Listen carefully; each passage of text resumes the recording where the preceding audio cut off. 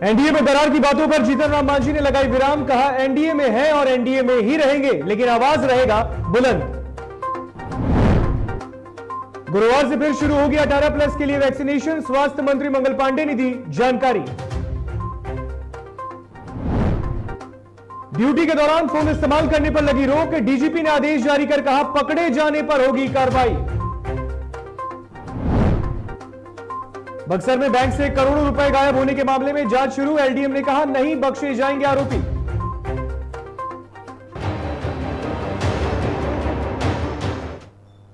नमस्कार, आप देख रहे हैं डीटीवी भारत और मैं हूं आपके साथ ऋतिक। खबरें विस्तार से।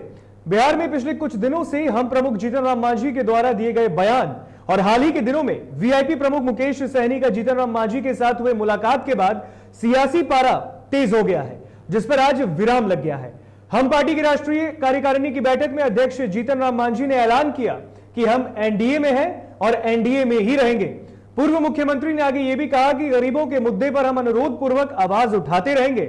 मामला गरमाते देख जीतन राम मांझी ने बयान देकर कयासों पर विराम लगाने की कोशिश तो की है। आपको बता दें कि बिहार में मुख्यमंत्री की कुर्सी दो छोटे दलों के बूते टिकी हुई है। जिन दो दल के सहारे नीतीश कुमार की सरकार चल रही है, उनके नेताओं का भी मन डोल रहा है।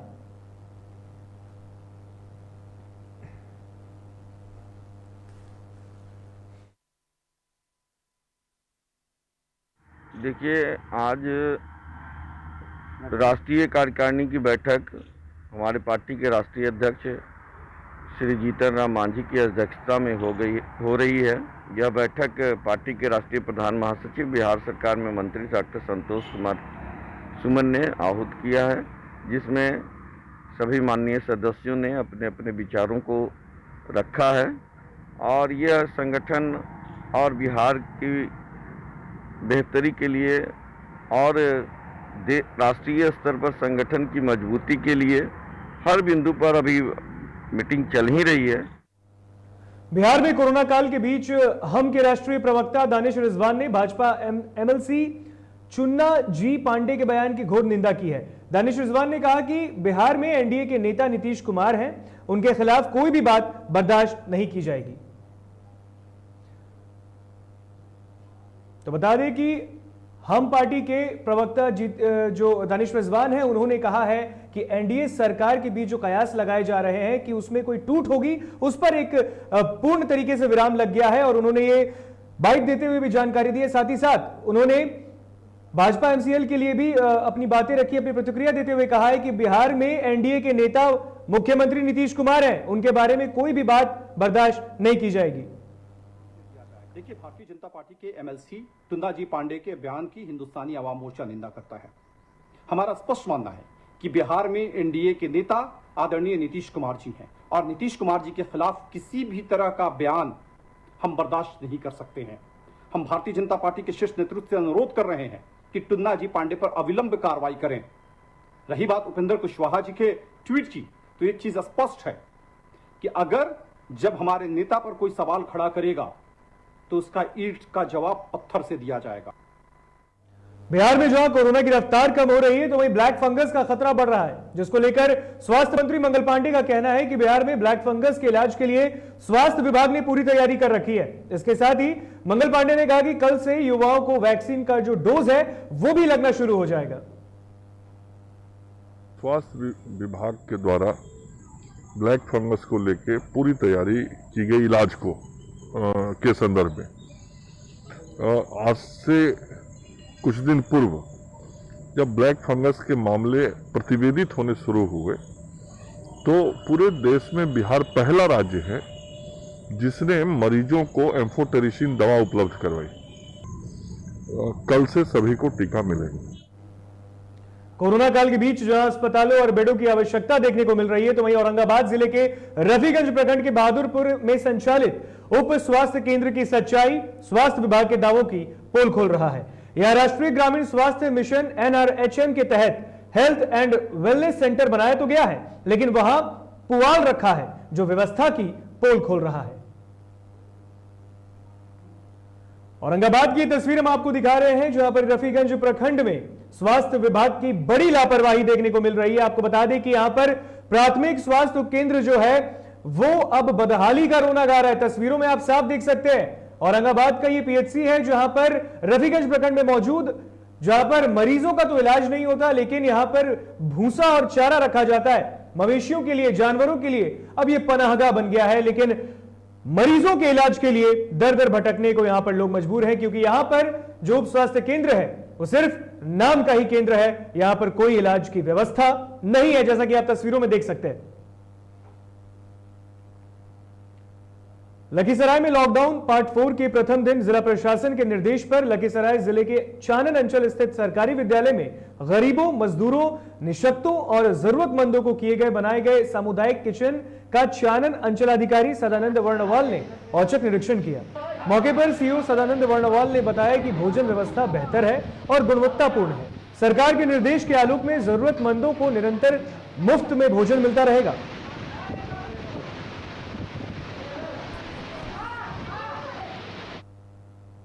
भागलपुर के नवगछिया में अपराधियों ने एक किसान की गोली मारकर हत्या कर दी। घटना बिहपुर थाना क्षेत्र के हरिओ गांव वार्ड नंबर 10 की है। किसान की पहचान 55 वर्षीय सुबोध सिंह के रूप में की गई है।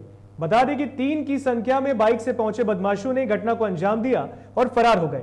फिलहाल पुलिस पूरे मामले की तफ्तीश में जुटी हुई है। देखिए, अभी परिजन कुछ भी बताने से कतरा रहे हैं और कुछ भी स्पष्ट बता नहीं रहे हैं, लेकिन जो पता चला है कि कुछ इनका आपसी लड़ाई झगड़ा है, गांव में दुश्मनी है किन्हीं से। अभी तो जांच के बाद पता चल पाएगा। और कुछ दिन पहले ही एक लड़के का मर्डर हो गया था, उसमें उनकी संलिप्तता आई थी तो जेल गए थे। और सुनने में ये भी आया है कि इनका एक बड़ा भाई का भी मर्डर हो गया था पहले। तो अभी तो कुछ भी नहीं कह सकते हैं कि किसने ये हत्या किया या किसने करवाया। नवादा जिले में इंजीनियरिंग के छात्र द्वारा पेट्रोल पंप के नाम पर ठगी करने का मामला सामने आया है। इस मामले में महाराष्ट्र पुलिस ने एसपी के सहयोग से उसे गिरफ्तार किया है। मिली जानकारी के मुताबिक आरोपी युवक नवादा जिले के वारसिलीगंज थाना के हथियारी गांव का रहने वाला है। उसका नाम नीतीश कुमार बताया गया है। इस मामले को लेकर महाराष्ट्र के औरंगाबाद के पुलिस इंस्पेक्टर नवादा पहुंचे और नवादा एसपी के सहयोग से साइबर क्राइम करने वाले युवक को गिरफ्तार कर लिया गया।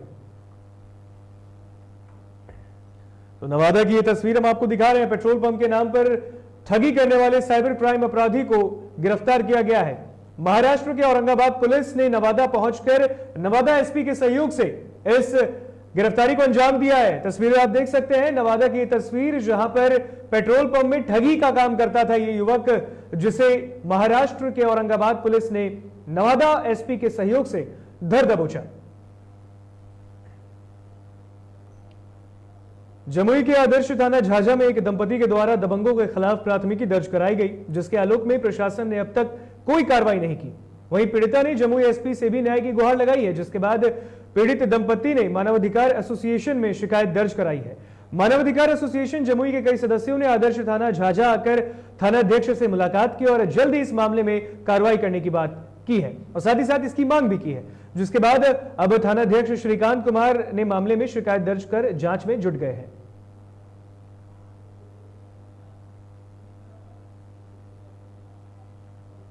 राजधानी पटना में कार मालिक के ऊपर फाइनेंस कंपनी के रिकवरी एजेंट के द्वारा मारपीट का मामला सामने आया है। बताया जा रहा है कि कार मालिक अपनी पत्नी के साथ 0 माइल फ्लाईओवर पुल से गुजर रहा था और इसी दौरान 3-4 की संख्या में रिकवरी एजेंट ने कार रुकवाया और कार जब्त करने की कोशिश की। इसी दौरान एजेंट ने कार मालिक के साथ जमकर मारपीट भी की। घटना की सूचना मिलते ही पुलिस मौके पर पहुंची और दोनों को हिरासत में लेकर पूछताछ कर रही है, जिसमें कार मालिक का कहना है कि उन्होंने पूरा पेमेंट कर दिया है, फिर भी रिकवरी एजेंट परेशान कर रहे हैं।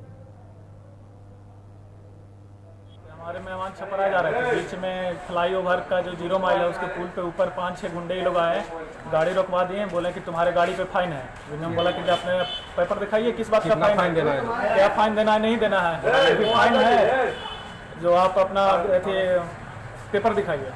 इन्होंने पेपर का डिमांड किया, तो बोला कि नहीं पेपर नहीं है, वो ऐसे ही खाली गाड़ी का नंबर इन्होंने लिस्ट दिखाया और बोला कि मैं फलना इंश्योरेंस होगा। एक्चुअली हमारा गाड़ी का जो पेमेंट है वो 4 महीने पहले ड्यू सारा क्लियर हो गया है। कटिहार में शराब तस्करों के खिलाफ पुलिस को बड़ी सफलता हाथ लगी है, जहां पुलिस ने 138 लीटर विदेशी शराब के साथ एक तस्कर को भी गिरफ्तार किया है। पुलिस के मुताबिक जब्त शराब को बंगाल से लाया जा रहा था। मौके से पुलिस ने गाड़ी को भी जब्त किया है। आपको बता दें कि गिरफ्तार तस्कर इससे पहले भी शराब की तस्करी करने के आरोप में 2 बार जेल जा चुका है। तो कटिहार का ये पूरा मामला है जहां पर मौके से शराब तस्कर को भी गिरफ्तार किया गया। बताया जा रहा है कि ये जो जब्त की गई शराब है उसे बंगाल से बिहार लाया जा रहा था और रास्ते में ही कटिहार में इसे धर दबोचा गया। मौके से एक शराब तस्कर को भी गिरफ्तार किया गया है। कहा जा रहा है कि ये पूर्व में भी शराब तस्करी के आरोप में 2 बार जेल जा चुका है।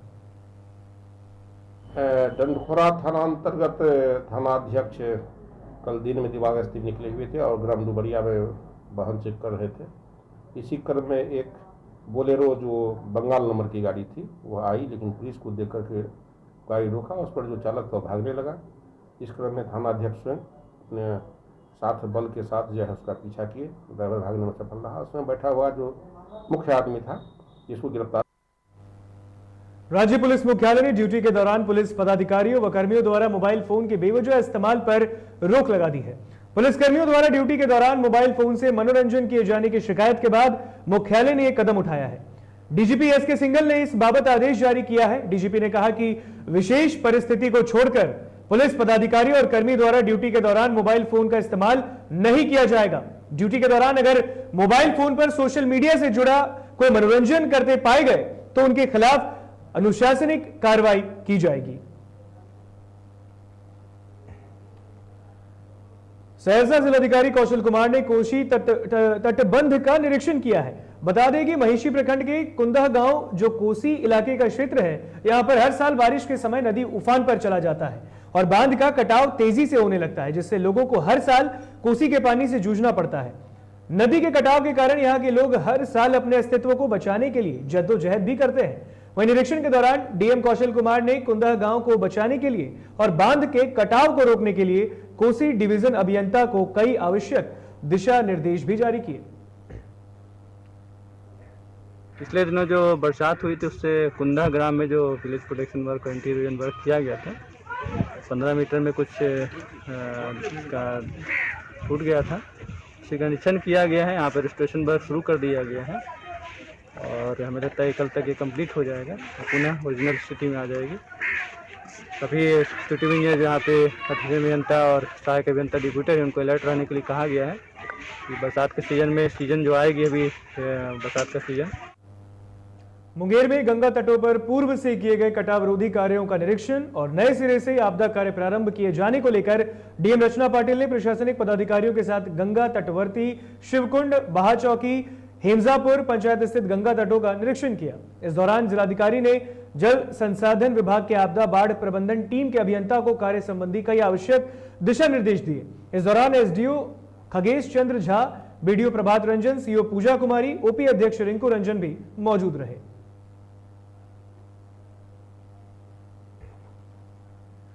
नालंदा जिले के सोनसा गांव में नदी में डूबने से 13 वर्षीय बच्चे की मौत हो गई। मृतका की शिनाख्त 13 वर्षीय नंदिनी कुमारी के रूप में की गई है। वही घटना के बाद परिवार में मातम पसरा है। परिजनों ने बताया कि मृतका अपने घर के पास खेल रही थी और इसी दौरान उसका पैर फिसला जिससे वो नदी में जा गिरी।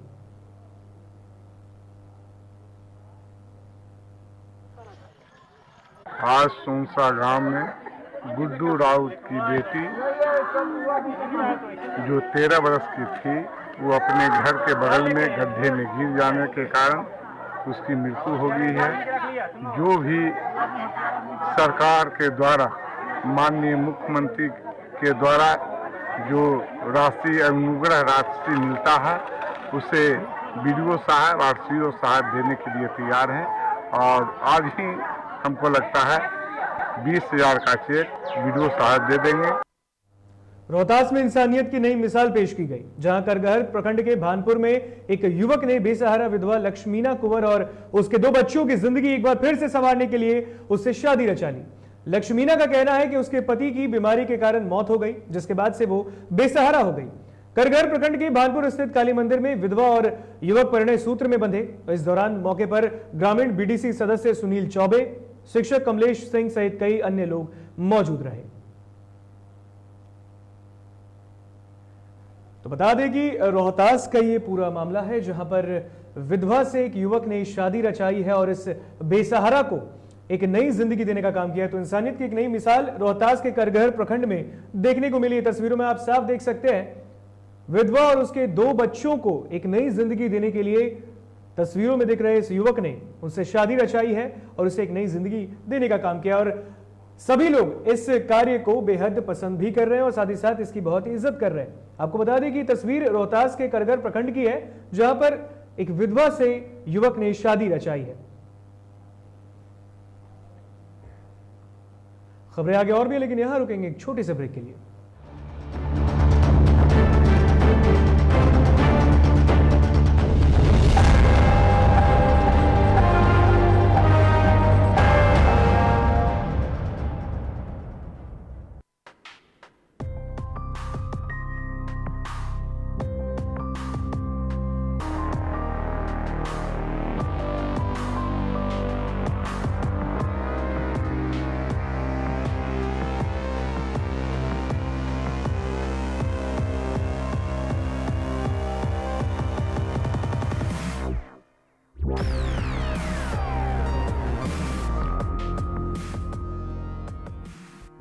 नमस्कार, मेरा नाम है सौरभ सफारी। मैं पटना रंगमंच का एक अभिनेता हूँ। कुछ दिन पहले मेरा कोरोना का रिपोर्ट पॉजिटिव आया था, जिसको सुनते ही मेरे घर वाले, मेरे दोस्त सब लोग परेशान हो गए थे। ऐसी स्थिति में मैं घबराते हुए नहीं बल्कि हौसले से और समझदारी से काम लेते हुए डॉक्टरों की सलाह पर घर में ही रह करके खुद का इलाज किया और सारी सुविधाएं ली और दिन में 3 बार भाप लिया और जो भी चीज़ होता है इन चीज़ों पर संयम रखा और इन चीज़ों का काम किया। तब जा करके मेरी स्थिति में सुधार हुआ और आज मैं कोरोना नेगेटिव। हाँ, मैंने कोरोना को हराया है। आप भी हिम्मत रखिए, हौसला रखिए, अपनों का सहयोग लीजिए और कोरोना पे जंग जीतिए। धन्यवाद।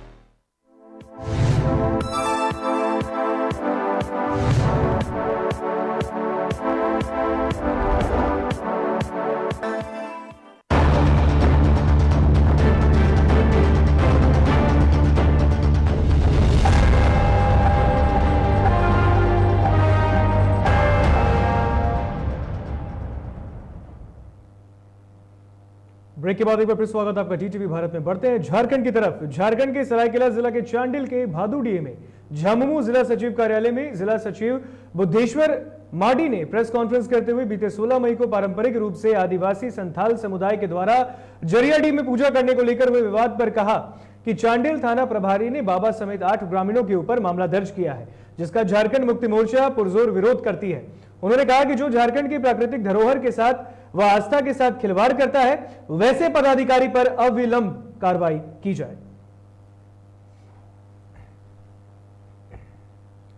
झरिया में बदमाशों का आतंक देखने को मिला, जहां बदमाशों ने लाठी डंडे और लोहे की रड से 45 वर्षीय महिला पर जानलेवा हमला कर दिया। महिला की चीख पुकार सुनकर पड़ोस के लोगों ने घटना की जानकारी पास के थाने को दी। घटना की जानकारी मिलते ही झरिया पुलिस दलबल के साथ घटनास्थल पर पहुंची, जिसके बाद बदमाश फरार हो गए। वहीं पिटाई से महिला बुरी तरह घायल हो गई, जिसे बेहतर इलाज के लिए पुलिस ने पास के स्थानीय नर्सिंग होम में भर्ती कराया, जहां उसकी गंभीर स्थिति को देखते हुए धनबाद के SNMCH रेफर कर दिया गया है। रामगढ़ पुलिस ने गेल कंपनी के कर्मचारी के अपहरणकर्ताओं का खुलासा किया है। 15 सदस्यों के गिरोह में से 8 लोगों को रजरप्पा के जंगल से गिरफ्तार किया गया है। इस पूरे मामले का खुलासा SP प्रभात कुमार ने प्रेस कॉन्फ्रेंस में किया। उन्होंने बताया कि सभी अपराधी गोला थाना क्षेत्र के बंदा गांव के रहने वाले हैं। इन सभी लोगों ने योजना बनाकर गेल कंपनी के सुरक्षा कर्मी राम कुमार प्रजापति का अपहरण 3 मई को किया। मौके से देसी पिस्तौल, जिंदा कारतूस, टांगी, धारदार हथियार, त्रिपाल, कंबल और 2 मोटरसाइकिल जब्त किए गए हैं। बहुत ही बड़ी सफलता मिली है। इसलिए लगभग 2 साल से एक गिरोह एक प्रकार के घटना में काफ़ी सक्रिय था। इस गिरोह का काम था कि ये लोग रेकी करते थे जंगलों में घूम करके, और जहाँ भी कोई ऐसा कंस्ट्रक्शन का काम, रोड हो या पुल पुलिया हो, जिस किसी ठेकेदार के द्वारा कराया जा रहा है, उसको रेकी करने के बाद उसके किसी कर्मचारी को, या तो सिक्योरिटी गार्ड को या मुंशी को, वहाँ से अगवा कर लेते थे। और अगवा करने के बाद फ़ोन से उस कॉन्ट्रैक्टर से पैसे की मांग करते थे और पैसा देने के बाद छोड़ते थे। ये हम लोग के लिए काफ़ी चैलेंजिंग था, इसमें पुलिस भी लगी हुई थी। झरिया में रोटी के लिए जंग लड़ने वालों के लिए आज का दिन भी हर दिन की तरह सामान्य है, लेकिन आज के दिन इस रोटी के लिए संघर्ष करने वालों में चर्चा सामान्य दिनों की अपेक्षा अधिक होती है। इसका कारण है आज की 2 जून की तारीख, लेकिन हर बार की तरह यह तारीख फिर बदल जाएगी, लेकिन बदलेगी नहीं 2 जून की रोटी के लिए संघर्ष करने वालों की तकदीर। यहां के चिल्ड्रन पार्क का मोड़ में लगने वाली मेले में रोजगार नहीं मिलने के कारण दिहाड़ी मजदूरों को निराश होकर जाना पड़ता है।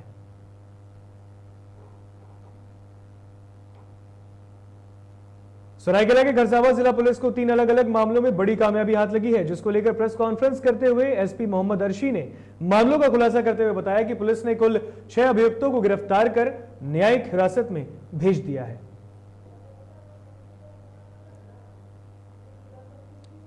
पुलिस को गुप्त सूचना मिली कि मुस्लिम बस्ती में कुछ लोग अवैध रूप से ब्राउन शुगर का व्यापार कर रहे हैं, तो उस क्रम में थाना से जो गश्ती भेजी गई थी, उसको टास्किंग की गई, तो सूचना के आधार पे उसने 2 व्यक्तियों को पकड़ा, डिटेन किया। एक शेख रहमत हुसैन करीब 19 वर्ष उम्र और दूसरा अरशद अली 20 वर्ष का। इन दोनों के पास से कुल मिला के 140 पुड़िया ब्राउन शुगर बरामद की गई है। फिलहाल बुलेटिन में इतना ही, हमें दीजिए इजाजत, लेकिन जाने से पहले जैसा कि लगातार डीटीवी भारत आपसे अपील कर रहा है कि कोरोना गाइडलाइन का पालन कीजिए, अपने आप को स्वस्थ रखिए, क्योंकि अगर आप मास्क लगाएंगे, सैनिटाइजर का प्रयोग करेंगे, कोरोना गाइडलाइंस का बखूबी पालन करेंगे, तभी आप अपने आप को कोरोना के इस खतरनाक संक्रमण से बचा सकते हैं, क्योंकि अगर आप सुनेंगे बात तभी बदलेंगे हालात। नमस्कार।